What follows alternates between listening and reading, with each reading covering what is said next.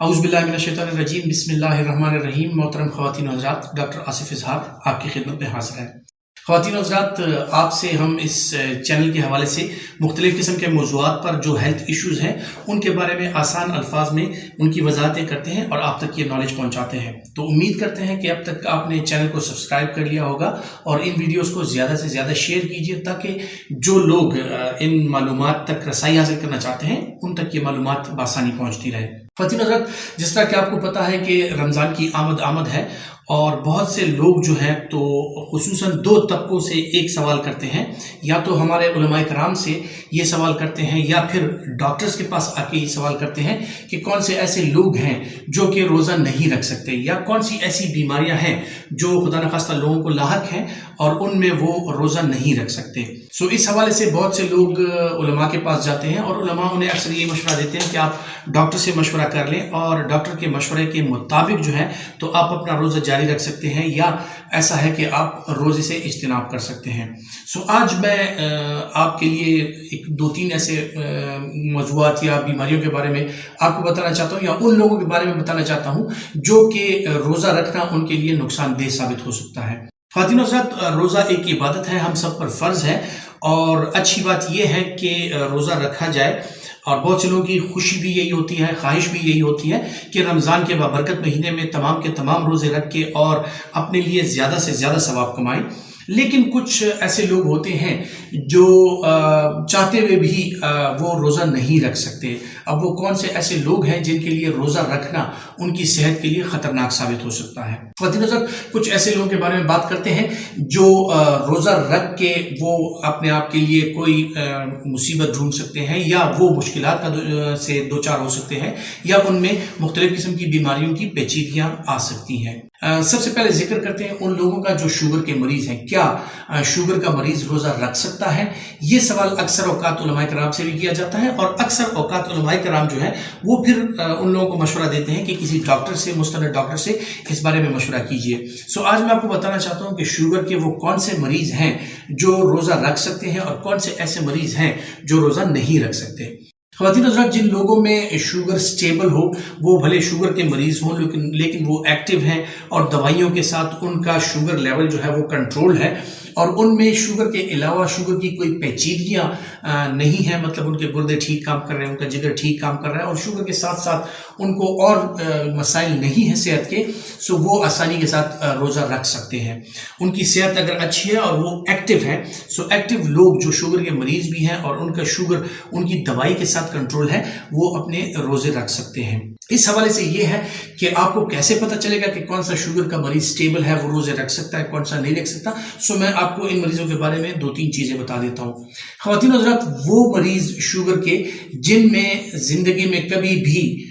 Sugar इंतहाई हद तक लो हुआ हो और उनका शुगर इतनी हद तक गिर चुका हो कि वो खुदा न खास्ता अस्पताल में उनके जाने की नौबत आई हो, या वो उनमें बेहोशी की अलामत आई हो, या वो कहीं बेहोश हुए हों, या उनको कोई ऐसी बीमारी है कि वो ज़्यादा देर तक जो है तो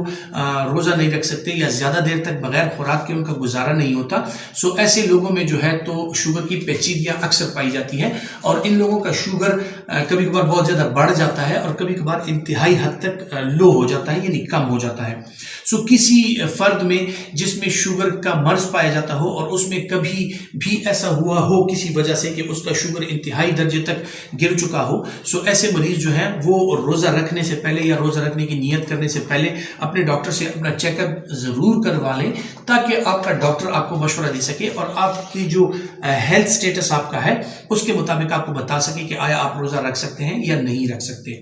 लेकिन जो लोग बज़ाहिर फिट हैं, वो अच्छी ज़िंदगी गुजार रहे हैं, डाइट और एक्सरसाइज का ख्याल रख रहे हैं, उनका शुगर कंट्रोल है, तो वो बेशक रोज़ा रख सकते हैं। इसके अलावा ख़वातीन हज़रात, वो लोग जो शुगर में इंसुलिन का इस्तेमाल करते हैं और उनमें इंसुलिन की मिकदार ज़्यादा है, सो वो लोग जो है रोज़ा रखने से पहले अपने डॉक्टर से चेकअप करवा के और अपने इंसुलिन की जो रिक्वायरमेंट है वो रमज़ान के लिए कैलकुलेट करवा लें कि उनको रमज़ान में जो इंसुलिन की रिक्वायरमेंट है वो इंतहाई हद तक कम हो जाती होगी। सो वो ऐसा नहीं करेंगे कि नॉर्मल हालात की तरह रमज़ान में भी वही रूटीन जारी रखें। सो रमज़ान से पहले एक दफ़ा अपने डॉक्टर से चेकअप करवा के और अपना इंसुलिन का जो डोज है उसकी एडजस्टमेंट करवा लें। अगर आपको और कोई पेचीदगी नहीं है, आप इंसुलिन इस्तेमाल कर रहे हैं, आप एक्टिव हैं, फिट हैं और आपको हाइपोग्लाइसीमिया स्पेल्स यानी आपकी शुगर की कमी की जो दौरे हैं वो नहीं पड़ते, आपको कहीं फिट्स नहीं हुए, कहीं आप बेहोश नहीं हुए और आप एक्टिव जिंदगी गुजार रहे हैं, तो आप बिल्कुल रोजा रख सकते हैं। ख़वातीन हज़रात, शुगर के मरीजों के अलावा अक्सर औकात वो मरीज होते हैं गुर्दे के जिनको हम कह देते हैं कि आप रोज़ा नहीं रख सकते। गुर्दे के वो मरीज जिनके गुर्दे का फंक्शन यानी रीनल फंक्शन जो है वो अच्छे नहीं हैं, वो रीनल फेलियर में हैं, उनको क्रॉनिक रीनल फेलियर या क्रॉनिक किडनी डिजीज़ है और ख़ुसूसन वो लोग जो रीनल रिप्लेसमेंट थेरेपी यानी डायलिसिस पे हैं। सो ये लोग जो हैं तो ये रोज़ा नहीं रख सकते, क्योंकि डायलिसिस के जो मरीज हैं इन लोगों में ये होता है कि इन लोगों में ब्लड प्रेशर के बढ़ जाने का और शुगर के इंतहाई लो हो जाने का एहतिमाल रहता है। सो ये लोग जो हैं ये रोज़ा नहीं रख सकते जो डायलिसिस पे हो, जिनकी डायलिसिस हो रही है और साथ में अगर वो शुगर के भी मरीज हैं और इंसुलिन वगैरह भी लगा रहे हैं तो ये लोग फिर बिल्कुल रोज़ा नहीं रख सकते और इनको 12 से 14 घंटे का जो रोज़ा है वो इनमें पेचीदियों का बाइस बन सकता है और इनका शुगर इंतहाई लेवल तक कम होकर इनमें बेहोशी की अलामत और कोमा में ये लोग जा सकते हैं। इसके अलावा ख़वातीन हज़रात वो लोग हैं जिनको जिगर की दायमी बीमारियां हैं, यानी जिनको क्रॉनिक लिवर डिजीज या सिरोसिस ऑफ लिवर है। सो इन लोगों में भी ये होता है कि लिवर चूंकि रोजे की हालत में आपका लिवर है जो कि मुख्तलिफ किस्म के जो आपकी बॉडी है वहां पे ग्लाइकोजन से वो ग्लूकोज बना रहा होता है और आपके ब्रेन को और आपके ब्लड में शुगर का लेवल जो है वो मुसलसल नॉर्मल लगता है। सो उसमें लिवर और किडनी का बहुत रोल है, खुसूसन लिवर का। लिवर में एक प्रोसेस चलता है जिसको ग्लूकोनियोजेनेसिस कहा जाता है, यानी लिवर जो है वो मुख्तलिफ किस्म के कार्बोहाइड्रेट से आपके लिए जो है ग्लूकोज बनाता है और यही ग्लूकोज जो है आपके ब्लड में और आपकी ब्रेन के लिए खुसूसी तौर पे ये एक अहम ग़िज़ा है। सो लिवर जो है वो भी आपके ग्लूकोज को नॉर्मल रखने, ब्लड ग्लूकोज लेवल या ब्लड शुगर लेवल को नॉर्मल रखने में लिवर का यानी जिगर का इंतहाई अहम किरदार है। अब जिन लोगों में खुदा ना खास्ता जिगर के दायमी मसाइल हैं, जो लोग सिरोसिस का शिकार हैं या जिन लोगों को क्रॉनिक लिवर डिजीज है, वो लोग जो है वो रोज़ा नहीं रख सकते और इन लोगों में क्या होता है कि ये लोग अगर रोज़ा रखेंगे इनमें डिहाइड्रेशन हो जाती है और इनमें जो है तो ग्लूकोनियोजेनेसिस का अमल नहीं होता, इनका शुगर इंतहाई हद तक लो हो सकता है और ये लोग गनूदगी से फिर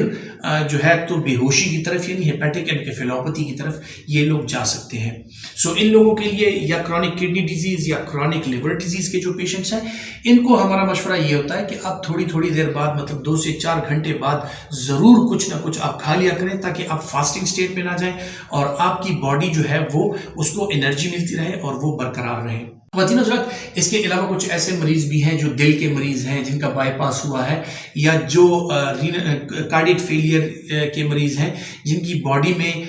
पानी की मिकदार ज़्यादा हो जाती है हार्ट फेलियर की वजह से और उन लोगों को पेशाब आवर गोलियां और अपने दिल की जो गोलियां हैं वो डोजेज एडजस्टेड डोजेज में 2 से 3 मरतबा दिन में लेनी पड़ती हैं। सो ये लाइफ सेविंग ड्रग्स हैं और ये लोग अगर मुअम्मर हैं और इनकी उम्र भी ज़्यादा है, इनको और भी मसाइल हैं, शुगर, ब्लड प्रेशर, दिल के मसाइल हैं, सो ये लोग जो हैं तो इनके लिए भी रोज़ा ख़तरनाक साबित हो सकता है क्योंकि इनको टाइम एंड अगेन टाइम के साथ साथ अपनी दवाइयाँ लेनी पड़ती हैं, दवाइयाँ जारी रखनी पड़ती हैं, जिनमें कुछ दवाइयाँ ऐसी होती हैं जिनका इस्तेमाल दिन में 2 से 3 मरतबा करना पड़ता है। सो ये लोग भी अपने डॉक्टर से मशवरा करके इन लोगों का जो दवाइयों का इस्तेमाल है वो अगर दिन में 2 से 3 मरतबा है सो फिर वो रोज़ा नहीं रख सकते। ख़वातीन हज़रात, अगर ऐसे लोग हैं जो कि इन बीमारियों में भी मुब्तला हैं लेकिन उनकी सेहत अल्हम्दुलिल्लाह अच्छी है, वो अपनी दवाइयों के साथ साथ वो रोज़ा रख सकते हैं लेकिन अपने डॉक्टर के मशवरे के मुताबिक, क्योंकि आपका डॉक्टर जो है वो रोज़े की हालत के लिए आपकी दवाइयों की जो डोज है उसकी एडजस्टमेंट आपके डॉक्टर्स को करनी पड़ती है। कुछ दवाइयों की डोज बढ़ानी पड़ती है, कुछ दवाइयों की डोज कम करनी पड़ती है, कुछ दवाइयाँ ऐसे हैं जो कि नॉर्मल हालात में आप सुबह के वक्त देते हैं लेकिन रोज़े के हालात में जो है सो उनको सहरी और अफ्तारी के टाइम में हमें एडजस्ट करना पड़ता है। सो जो लोग इस तरह के बीमार हैं और जिन लोगों में ये शिकायतें पाई जाती हैं, वो रोज़ा रखने से पहले अपने डॉक्टर से ज़रूर मशवरा कर लें, क्योंकि रोज़ा एक इबादत है, ये कोई ज़बरदस्ती नहीं है। और रोज़े में जो है तो जो मेडिकल बुनियादों पे है, यानी जिन लोगों को इस तरह के मसाइल हैं सेहत के, सो उनको अल्लाह ताला ने रोज़े की सूरत में माफ़ी दी हुई है, और वो इस सूरत में जो है तो इस रोज़े का जो है तो कुछ फिदिया होता है, कुछ उसके जो है वो आप अपने उलमा से मशवरा करके सो वो आप किसी गरीब को वो पैसे दे सकते हैं, या आप किसी गरीब को इफ्तार करा सकते हैं। जो हमारे उलमा कराम बेहतर समझते हैं वो इस बारे में आपको बेहतर गाइड कर सकते हैं। लेकिन अगर आपको इस किस्म की हेल्थ कंडीशंस हैं और आप ये समझते हैं कि आपका रोज़ा जो है आपके लिए रखना मुश्किल है, सो आप ज़रूर डॉक्टर से मशवरा कीजिए। इनके अलावा ख़वातीन हज़रात एक और भी कुछ बीमारियां ऐसी हैं, जिस तरह के कुछ लोग ऐसे होते हैं जिनके मैदे में अल्सर होता है। पेप्टिक अल्सर के जो मरीज़ हैं, खुसूसन ड्यूडेनल अल्सर के जो मरीज़ हैं, उनके लिए भी ये होता है कि वो जब भूख की हालत में जाते हैं, रोज़े की हालत में या फास्टिंग कंडीशन में जाते हैं, उनको एकदम से मैदे का दर्द स्टार्ट हो जाता है उस अल्सर की वजह से। इन लोगों को भी हमारा मशवरा ये होता है कि वो स्मॉल फ्रीक्वेंट मील्स ये ले लिया करें। सो बार बार जो है थोड़े थोड़े वक्फे के बाद इनको थोड़ी थोड़ी करके ग़िज़ा लेनी होती है, ताकि उनका जो पेप्टिक अल्सर है वो ज़्यादा ना हो और ये किसी पेचीदगी का बायस ना बने। सो अगर आपको इस किस्म के कोई हेल्थ के मसाइल हैं, आप अपने डॉक्टर से मशवरा करके और अपने लिए रोज़ों का जो स्केड्यूल है उसके मुताबिक आप अपनी दवाइयों में और उनके डोजेज में तब्दीली ला सकते हैं। या आपका डॉक्टर अगर आपको मशवरा दे कि आप रोज़ा नहीं रख सकते, तो आप बिल्कुल रोज़े ना रखें, और रोज़े का जो फिर बाकी फिदिया होता है या जो भी उसके सिस्टम है, वो आप अपने उलमा कराम से पूछ के उसमें आप उस तरीके से या उस तरीक़ेकार का इस्तेमाल करके आप अपने लिए आखिरत और दुनिया की नेकियां कमा सकते हैं। उम्मीद करता हूँ कि ये पैगाम आप ज़्यादा से ज़्यादा बीमारों को पहुँचाएंगे जिनको रोज़े के मसाइल का सामना करना पड़ सकता है। अपना ख्याल रखिएगा। अल्लाह हाफिज़।